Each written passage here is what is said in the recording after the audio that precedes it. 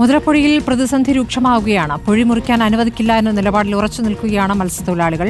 കണ്ണൂരിൽ നിന്നും കൂറ്റൻ ഡ്രഡ്ജർ മുതലപ്പുഴയിലേക്ക് പുറപ്പെട്ടിട്ടുണ്ട്. അതിനിടെ ചിറയൻകീഴ് MLA ഓഫീസിലേക്ക് യൂത്ത് കോൺഗ്രസ് നടത്തിയ മാർച്ചിൽ നേരിയ സംഘർഷമുണ്ടായി. പൊഴി അടഞ്ഞതോടെ മത്സ്യബന്ധനം മുടങ്ങിയതിനൊപ്പം സമീപ പ്രദേശങ്ങളായ അഴൂർ, വക്കം, അഞ്ചുതെങ്ങ്, ചിറയൻകീഴ്, കടക്കാവൂർ പഞ്ചായത്തുകളിലെ താഴ്ന്ന പ്രദേശങ്ങൾ വെള്ളക്കെട്ടിലായി. രാവിലെയാണ് മത്സ്യത്തൊഴിലാളികളുടെ സംയുക്ത സമരസമിതി യോഗം ചേർന്ന് നിലപാട് പ്രഖ്യാപിച്ചത്. പൊഴി മുറിക്കുന്നതിനൊപ്പം മണൽക്കൂന പൂർണ്ണമായി മാറ്റുന്ന രീതിയിൽ മണ്ണ് മാറ്റിയില്ലെങ്കിൽ അംഗീകരിക്കില്ലെന്നാണ് മത്സ്യത്തൊഴിലാളികളുടെ നിലപാട്.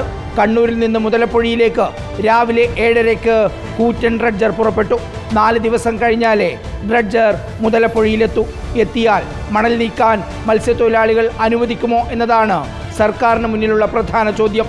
അതിനിടെ ചിറയൻകീഴ് MLAയുടെ ഓഫീസിലേക്ക് യൂത്ത് കോൺഗ്രസ് നടത്തിയ മാർച്ചിൽ നേരിയ സംഘർഷമുണ്ടായി.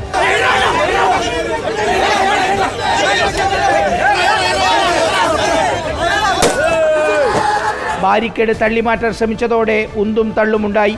ബോർഡ് സമരക്കാർ തകർത്തു.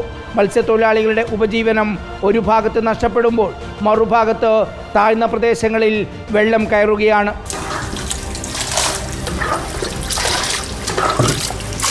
32 കൊല്ലമായി ഈ വന്ന കാലമേ ഇത് തന്നെയാണ്. മഴ പെയ്താലോ നമുക്ക് ഈ പൊഴി കയറിയാലോ നമുക്കിവിടെ ഈ പരിസരത്ത് ആർക്കും കിടക്കാൻ പറ്റൂ. വാമനപുരം നദിയോട് ചേർന്ന് താമസിക്കുന്നവരാണ് ബുദ്ധിമുട്ടിലായത്.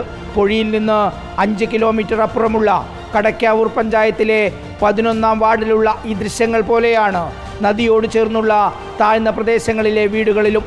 റിപ്പോർട്ടർ, തിരുവനന്തപുരം.